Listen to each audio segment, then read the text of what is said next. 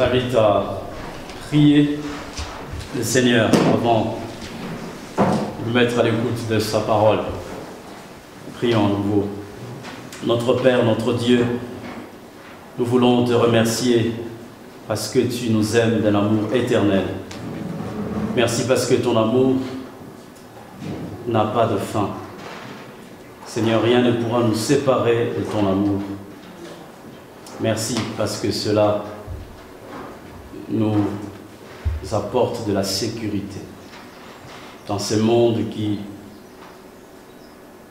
se déstabilise du jour au lendemain.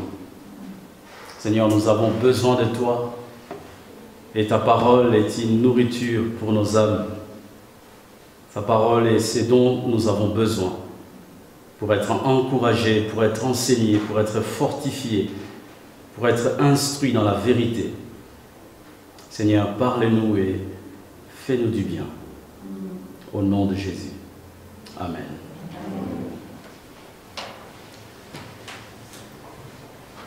Il serait juste bizarre de constater qu'un pommier qui est censé donner des pommes puisse donner des oranges. Il serait vraiment incohérent, incompréhensible qu'un être humain puisse donner naissance à des chiots. Pourquoi? Tout simplement parce que chaque espèce est appelée à respecter scrupuleusement l'identité génétique. Jésus dit, vous reconnaîtrez l'arbre par ses fruits. Alors comment reconnaître les enfants de Dieu? Comment reconnaître les enfants de Dieu? C'est le thème que je commence aujourd'hui, que je finirai le dimanche prochain. Et je vous invite à lire dans l'épître de Jean, que nous sommes occupés à étudier depuis quelques semaines. Ce matin, nous arrivons au chapitre 3. Je vous invite à lire à partir du verset 1 jusqu'au verset 15. 1 Jean, chapitre 3, le verset 1 à 15. Nous lisons. Voyez quel amour le Père nous a témoigné pour que nous soyons appelés enfants de Dieu. Et nous le sommes. Si le monde ne vous connaît pas, c'est qu'il ne l'a pas connu, lui. Bien-aimés, nous sommes maintenant enfants de Dieu. Et ce que nous serons un jour n'a pas encore été révélé. Mais nous savons que lorsque Christ apparaîtra, nous serons semblables à lui, parce que nous le verrons tel qu'il est. Toute personne qui possède cette espérance, en lui se purifie comme lui-même est pur. Tous ceux qui pratiquent le péché violent la loi, puisque le péché est la violation de la loi. Or, vous le savez, Jésus est apparu pour enlever nos péchés, et il n'y a pas de péché en lui. Ceux qui demeurent en lui ne pêchent pas. Si quelqu'un pêche, il ne l'a pas vu et ne l'a pas connu. Petits enfants, que personne ne vous égare. Celui qui pratique la justice est juste, comme Christ lui-même est juste. Celui qui pratique le péché est du diable, car le diable pêche dès le commencement. Or, c'est pour détruire les œuvres du diable que le Fils de Dieu est apparu. Quiconque est né de Dieu ne pratique pas le péché, parce que la sémence de Dieu demeure en lui, et il ne peut pas pécher, parce qu'il est né de Dieu. C'est à cela que l'on reconnaît les enfants de Dieu et les enfants du diable. Celui qui ne pratique pas la justice n'est pas de Dieu, tout comme celui qui n'aime pas son frère. En effet, le message qui vous a été annoncé et que vous avez entendu dès le commencement, c'est que nous devons nous aimer les uns les autres. N'imitons pas Caïn, il était du mal et il a tué son frère. Et pourquoi l'a-t-il tué? Parce que sa manière d'agir était mauvaise tandis que celle de son frère était juste. Ne vous étonnez pas, mes frères et sœurs, si le monde vous déteste. Quant à nous, nous savons que nous sommes passés de la mort à la vie parce que nous aimons les frères et les sœurs. Celui qui n'aime pas son frère reste dans la mort. Tout homme qui déteste son frère est un meurtrier. Et vous savez qu'aucun meurtrier n'a la vie éternelle en lui. En lisant cette section, j'ai pu identifier 6 caractéristiques des enfants de Dieu. J'avais l'intention, quand je commençais à travailler sur ce texte, j'avais l'intention de vous livrer tous les 6 caractéristiques. Je m'y suis préparé et puis le vendredi, en travaillant, je me suis dit que ça serait juste non pédagogique de vous bombarder les 6 caractéristiques des enfants de Dieu parce qu'il me semble que c'est énorme. Et pour ce matin, je vais juste me concentrer sur les 3 premiers versets pour vous partager les 3 premières caractéristiques des enfants de Dieu. Premièrement, les enfants de Dieu sont nés de Dieu. Deuxièmement, les enfants de Dieu sont dans un processus de transformation à l'image de Christ. Troisièmement, les enfants de Dieu se purifient. Regardons ensemble le premier point. Les enfants de Dieu sont nés de Dieu. Être né de Dieu, c'est le fait de passer de la mort à la vie. C'est le fait d'avoir reçu la sémence de vie, cette sémence que Dieu nous donne lorsque nous naissons de nouveau. C'est le fait de recevoir la nature divine. Pour être un enfant de Dieu, il faut au préalable avoir reçu le don de l'amour de Dieu. Il faut avoir reçu la personne même de Dieu. Car Jean nous dira plus tard que Dieu est amour. Jean au verset 1, il s'exprime avec étonnement, avec émerveillement en disant: voyez quel amour le Père nous a témoigné pour que nous soyons appelés enfants de Dieu. Chers amis, on ne naît pas enfant de Dieu de façon naturelle. Ce n'est pas parce que j'ai des parents croyants ou que je sois né dans une famille chrétienne que d'office je suis enfant de Dieu. Ce n'est pas non plus parce que je viens à l'église depuis que je suis petit que de façon naturelle, je deviens enfant de Dieu. Personne n'est né enfant de Dieu. Personne n'est né avec des dispositions d'être enfant de Dieu. On le devient. Devenir un enfant de Dieu, c'est un acte surnaturel qui nécessite le miracle même de l'Esprit de Dieu, qui nous applique la vie de Dieu. Le Saint-Esprit, lorsque nous devenons enfants de Dieu, il vient nous appliquer la nature même de Dieu. Et c'est ce qui fait de nous des enfants de Dieu. Être un enfant de Dieu est un grand privilège qui découle de l'amour éternel de notre Père. Nous ne méritons pas le fait d'être enfants de Dieu. Nous ne méritons pas l'identité d'enfants de Dieu.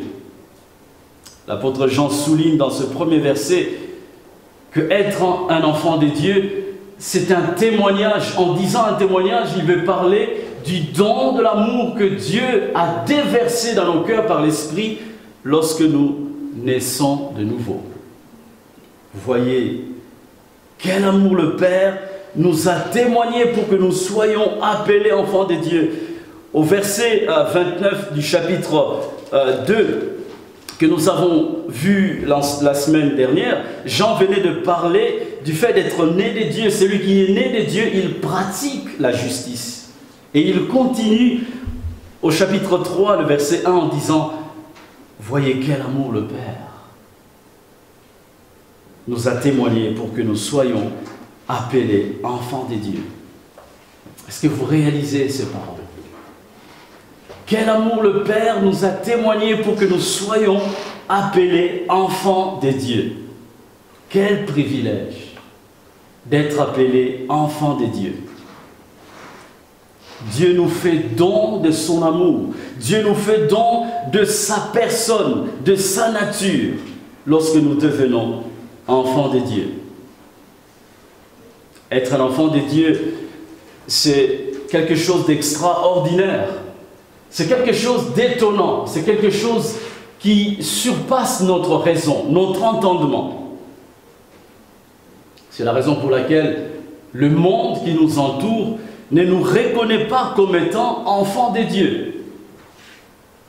Allez dire à votre voisin un beau matin: bonjour cher voisin, vous savez que je suis enfant de Dieu. On va vous prendre pour quelqu'un de très normal. Le monde est étonné de savoir que nous sommes enfants de Dieu. Toi, enfant de Dieu, oui. Déjà, le monde était étonné par le fait d'entendre Jésus dire qu'il était le Fils de Dieu. D'ailleurs, les pharisiens ont voulu le lapider parce que Jésus disait qu'il était le Fils de Dieu. Ça vous est déjà arrivé que les gens vous trouvent un peu bizarre? Tout le monde au lieu du travail, dans les lieux du travail, fait certaines choses d'une certaine manière et vous êtes le seul à faire les choses différemment. Mais celui-là, il est bizarre. Il ne ressemble pas à tout le monde. Si le monde ne peut nous reconnaître comme enfants de Dieu, frères et sœurs, ce texte nous dit: nous sommes enfants de Dieu. À cause du fait que Dieu nous ait témoigné le don de son amour, Dieu nous a donné sa nature qui fait de nous des hommes et des femmes qui sont différents.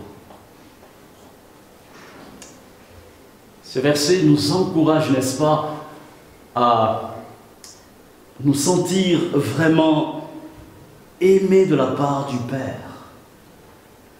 C'est là, non pas parce que nous sommes méritants, non pas parce que nous avons des dispositions ou non pas parce que nous avons fait des bonnes œuvres qui nous auraient gratifiés par ce titre de devenir enfants de Dieu.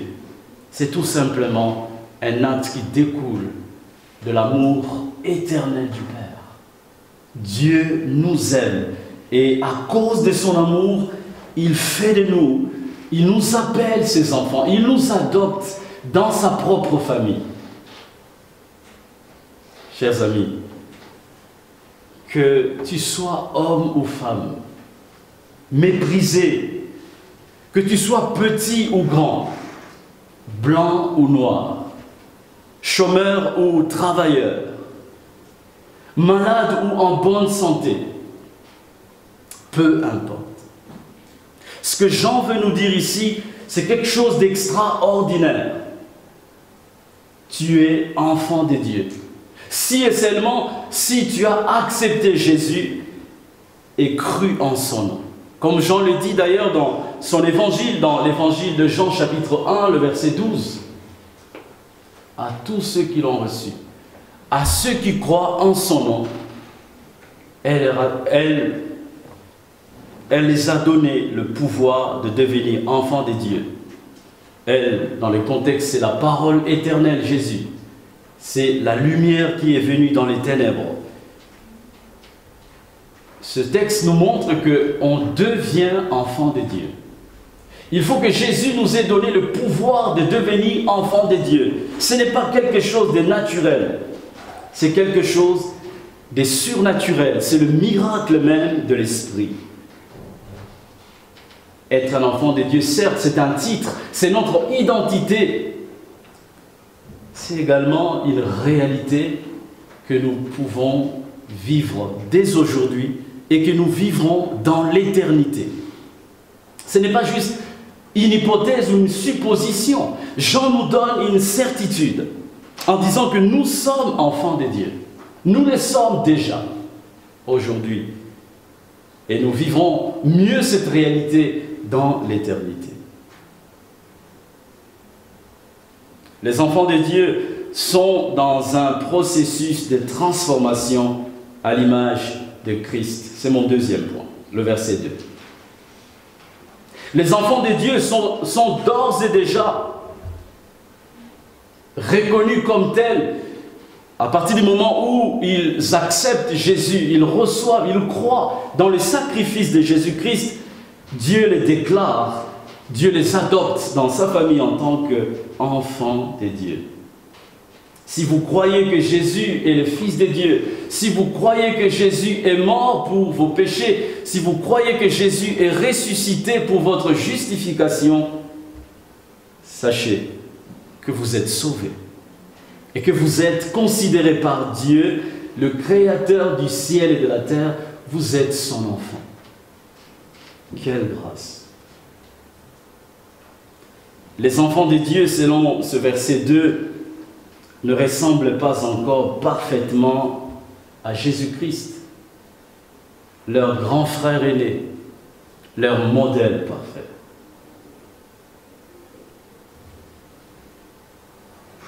Un enfant qui vient de naître porte d'office le nom de son père, en l'occurrence.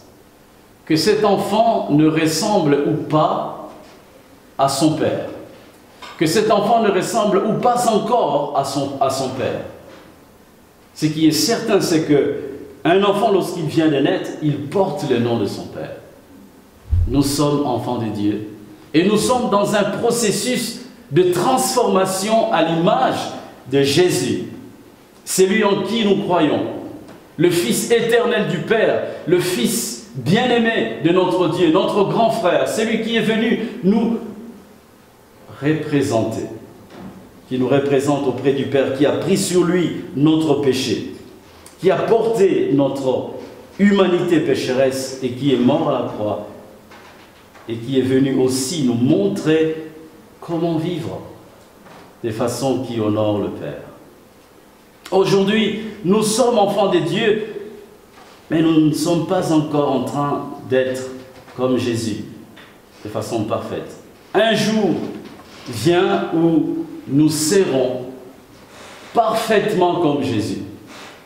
Un jour vient où nous verrons Jésus tel qu'il est. Quelle parole encourageante. Chers amis, c'est juste question de temps. Un jour, nous serons comme Jésus. Ce verset nous donne une certitude profonde et une grande espérance. Nous savons que lorsque Christ apparaîtra, nous serons semblables à lui parce que nous le verrons tel qu'il est. Nous le verrons tel qu'il est.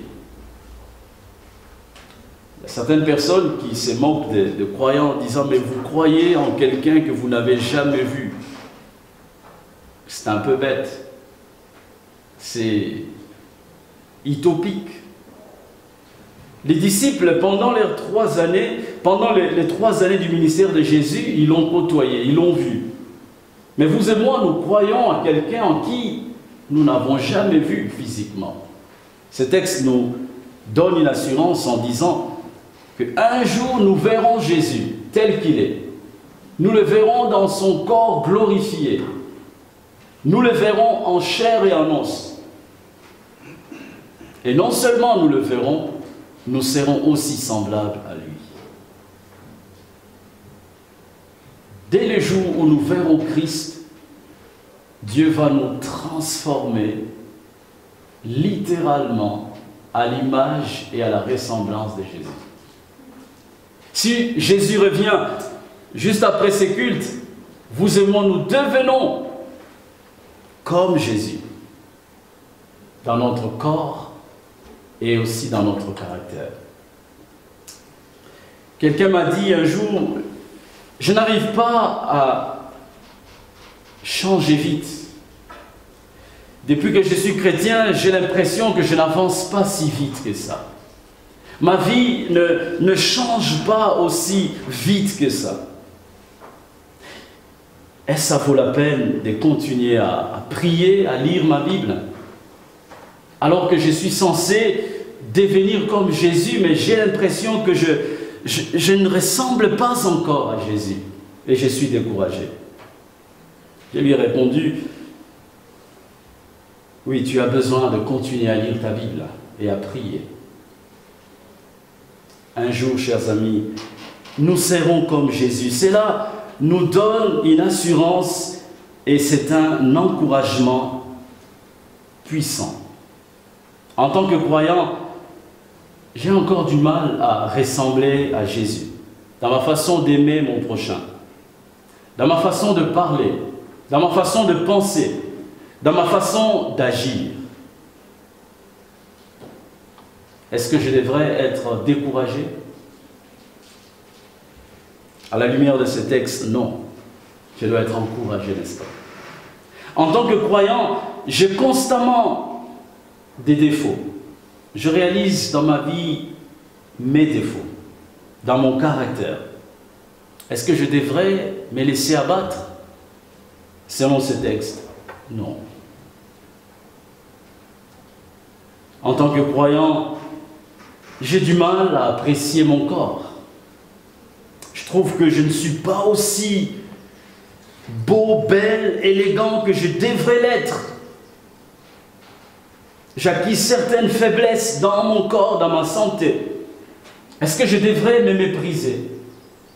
Selon ce texte, non.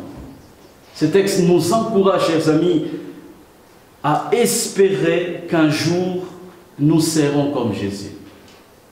Nous allons ressembler à notre Seigneur et Sauveur dans notre caractère. Notre caractère sera parfait les jours où Jésus revient.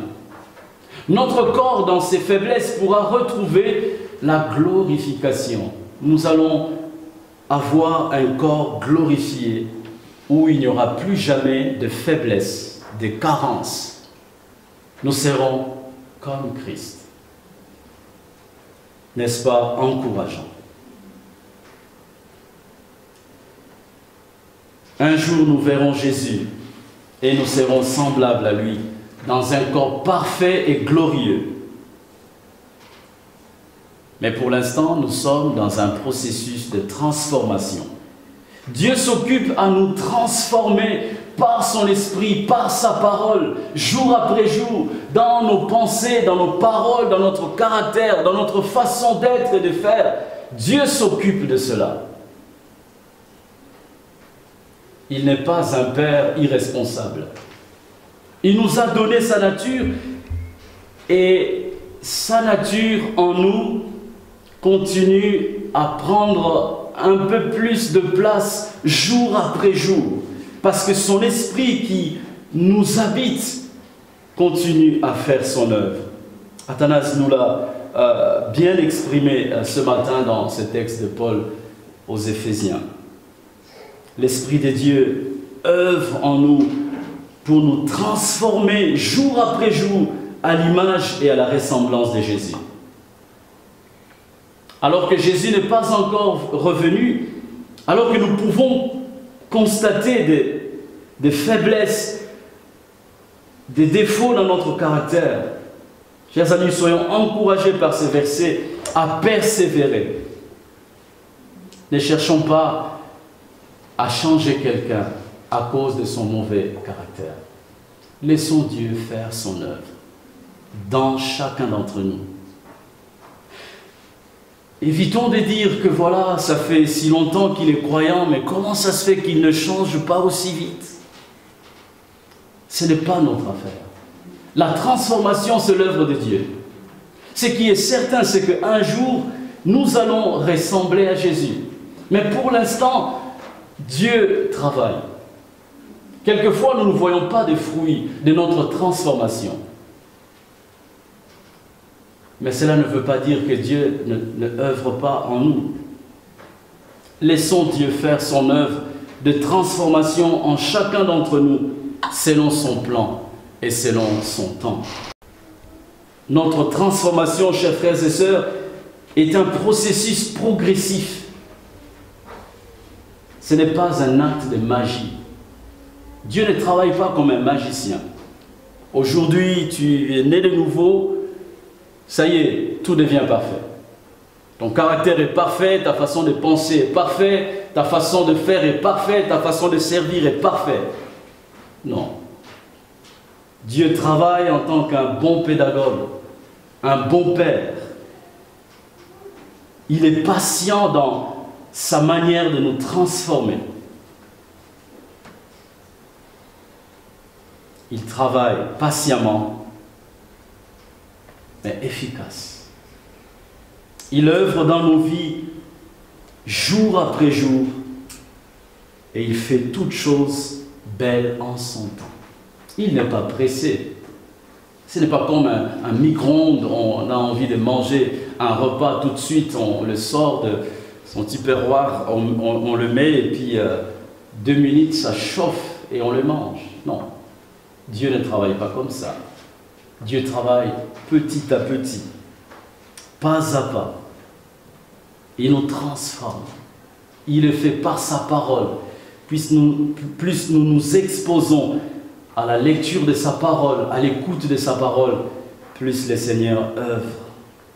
Il nous arrive de tomber, chers frères et sœurs, mais Dieu nous appelle à nous relever. Il nous fortifie, il nous encourage. Tiens bon, relève-toi, continue ta marche. Il est fait patiemment, il est patient. Si lui, notre Père, est patient vis-à-vis de nous, nous aussi soyons patients les uns vis-à-vis des autres. Le croyant est dans un processus de transformation à l'image et à la ressemblance de Jésus. 3e point, les croyants, plutôt les enfants de Dieu, se purifient. Le verset 3 nous dit, toute personne qui possède cette espérance qui consiste à devenir semblable à Christ, cette espérance qui consiste à voir Jésus tel qu'il est, quiconque possède cette espérance, en lui se purifie comme lui-même est pur. Ce n'est pas parce que le Seigneur travaille progressivement dans ma vie que je dois me laisser aller. Toute personne qui possède cette espérance doit se purifier lui-même comme Christ est pur. Bientôt, il y aura des Jeux olympiques. Les athlètes, les sportifs de haut niveau travaillent jour après jour. Alors que les échéances des Jeux olympiques ne sont pas encore là. Ils continuent à travailler. Bientôt, les Jeux olympiques auront lieu au Japon. Nous sommes dans une période de pandémie, mais malgré cela, les sportifs de haut niveau continuent à travailler. Ils transpirent, ils s'entraînent matin, soir. Ils se préparent à être efficaces au jour des épreuves. Et ils visent à chaque fois les récompenses à venir. Ils visent la notoriété, ils visent les médailles, ils visent les réalisations personnelles et tant d'autres récompenses. Leur motivation, c'est les médailles, les récompenses. Et pour nous croyants, quelle est notre motivation en matière de pureté? Ce texte nous dit que Jésus est notre motivation. Nous devons nous purifier comme lui-même est pur. Jésus est à la fois notre motivation dans le domaine de la purification et il est aussi notre référence. C'est lui le poteau indicateur de la pureté. C'est lui le panneau qui nous montre comment, vers où nous devons tendre. Notre référence, notre modèle, ce n'est pas un homme. La plupart des croyants font cette erreur de considérer ou de prendre certains d'autres croyants comme étant leur modèle en matière de pureté ou de sanctification.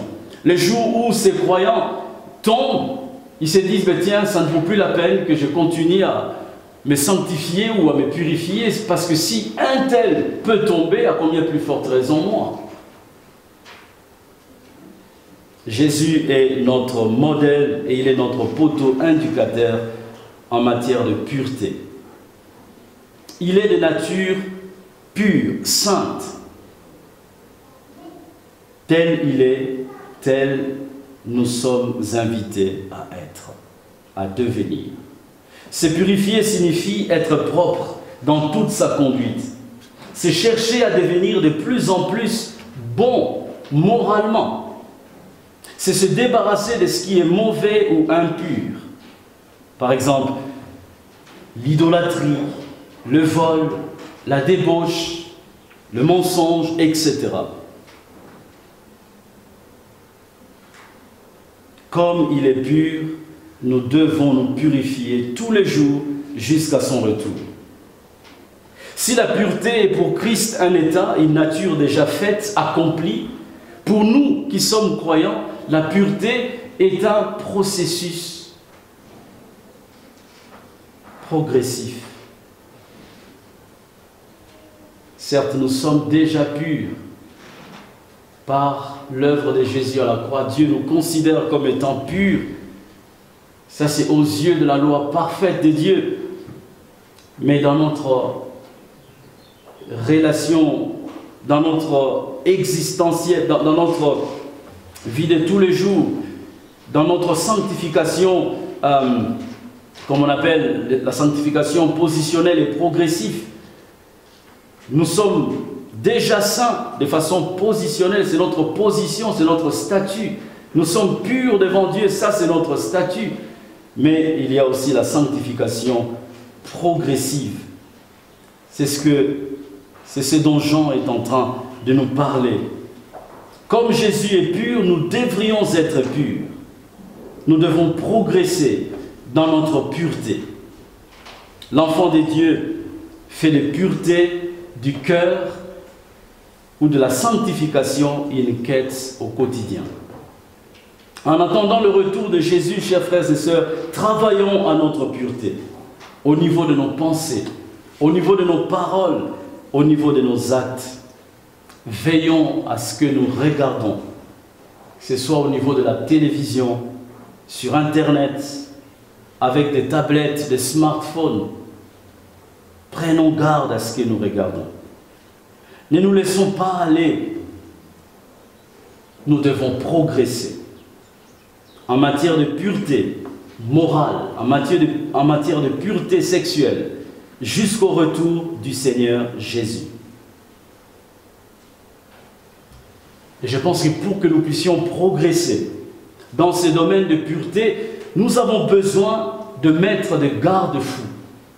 Parce que si nous ne mettons pas des garde-fous, nous aurons du mal à progresser de façon correcte.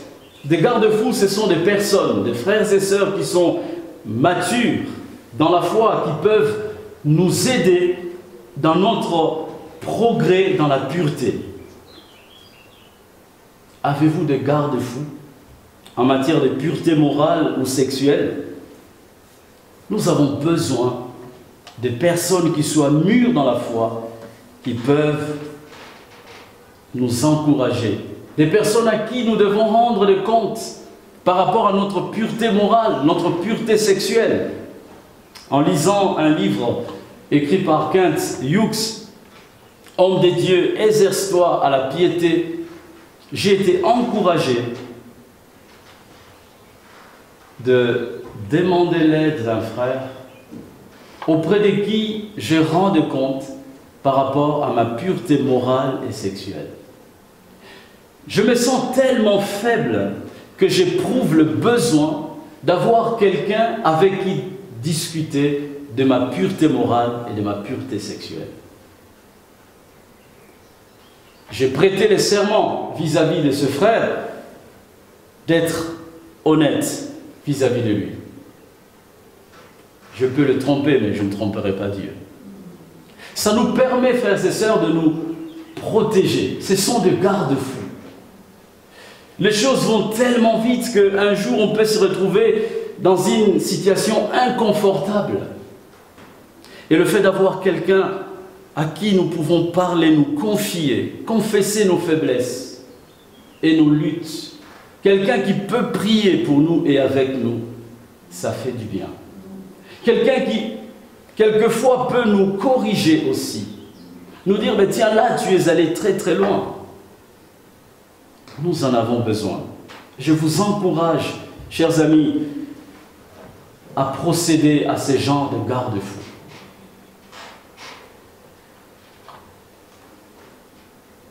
Ne soyons pas négligents ni nonchalants en matière de pureté. Dieu tient à notre pureté morale et sexuelle. Soyons disciplinés et intentionnels dans notre façon de vouloir progresser dans la pureté. Prenons des engagements et posons des actes concrets pour protéger nos yeux et nos pensées. Job a fait un pacte avec ses yeux. Il dit, je ne regarderai pas sur une vierge. Il a fait un pacte. Parce qu'il voulait se protéger, il voulait protéger ses yeux. Le psalmiste dit, je ne laisserai rien d'impur sous mes yeux. Dieu tient à notre pureté morale et sexuelle.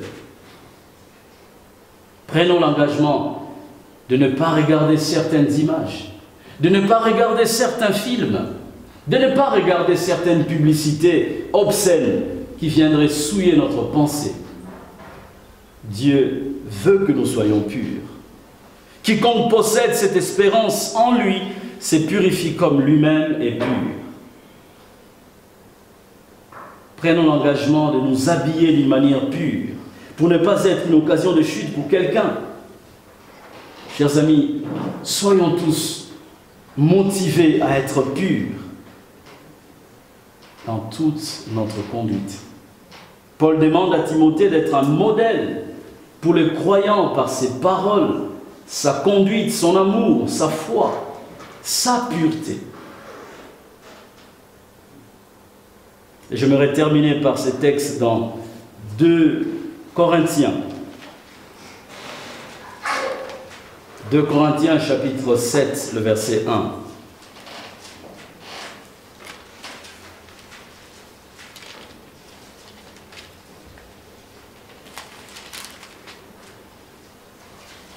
« 2 Corinthiens chapitre 7, le verset 1, Paul nous dit « Puisque nous avons de telles promesses », les promesses en question remontent au chapitre 6, à partir du verset 15 et suivant. Une des promesses, c'est que Dieu a promis d'habiter parmi nous, d'habiter notre corps. Et l'apôtre Paul dit, puisque nous avons de telles promesses, bien-aimés, purifions-nous de tout ce qui souille notre corps et notre esprit, et poursuivons jusqu'au bout la sainteté dans la crainte de Dieu. Purifions-nous de tout ce qui souille notre corps et notre esprit. Nous avons besoin d'un esprit pur. Nous avons besoin d'un corps pur parce que nous adorons un Dieu qui est pur et qui est saint. Les paroles de ce chant nous disent « Te ressembler, Jésus, c'est mon espoir suprême. Penser, agir, aimer, toujours plus comme toi. »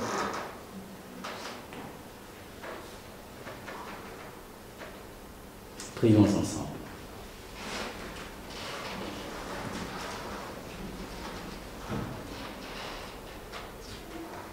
T'es ressemblé, Jésus, c'est mon espoir suprême. Penser, agir, aimer, toujours plus comme toi. Te ressembler, Jésus, c'est mon espoir suprême. Par ton esprit en moi, semblable à toi.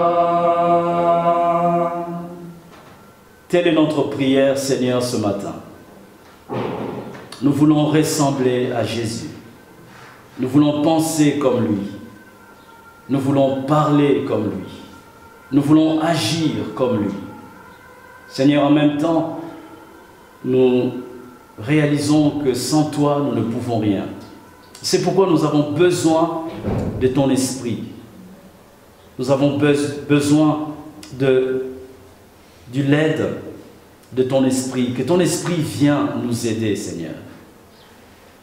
Que ton esprit puisse nous rendre capables d'aimer comme Jésus, de parler comme lui, de penser et d'agir comme lui. Merci pour l'aide que tu nous donnes. Tu ne nous laisses pas, Seigneur, sans moyens. Nous pouvons nous réjouir du fait d'être tes enfants.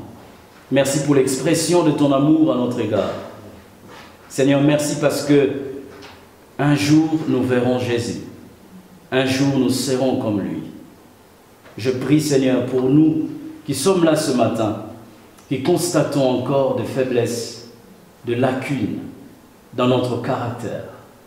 Seigneur, donne-nous de persévérer. Que personne d'entre nous ne soit découragé par son caractère qui n'évolue pas comme il aurait voulu que ça soit le cas. Seigneur, donne-nous de pouvoir nous appuyer sur ta parole, de savoir qu'un jour, nous serons semblables à Christ. Merci Seigneur de savoir que nous pouvons compter sur toi. Merci parce que tu œuvres dans nos cœurs. Par ton esprit, Seigneur, tu nous rends tels que tu veux que nous soyons. Tu les fais selon toi. Tu les fais, Seigneur, selon ton temps. Tu les fais selon ta volonté, jour après jour. Tu œuvres dans nos cœurs. Seigneur, merci pour ces vérités qui nous donnent d'espérer et de ne pas nous décourager, de ne pas nous laisser abattre. Seigneur, merci encore. Que ton esprit puisse imprimer ces vérités tout au long de cette semaine qui s'ouvre à nous, Seigneur, afin que lorsque la tentation viendra, que nous puissions nous souvenir de ces versets. Nous sommes tes enfants. Nous sommes dans ces processus de transformation et tu nous appelles à nous purifier comme Christ. Garde-nous fidèles à toi. Au nom de Jésus, nous t'avons ainsi prié. Amen. Amen.